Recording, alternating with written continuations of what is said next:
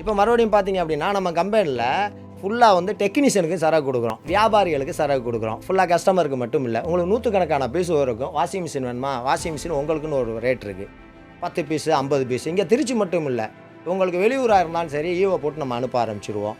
10 piece 20 piece நீங்கள் எடுத்துக்கலாம். அதே மாதிரி டெக்னீஷியனுக்கு நீங்கள் கவனித்து பாருங்கள், உங்களுக்கு தேவையான எல்லா ஸ்பேர்ஸுமே உங்களுக்கு கிடைக்கும்.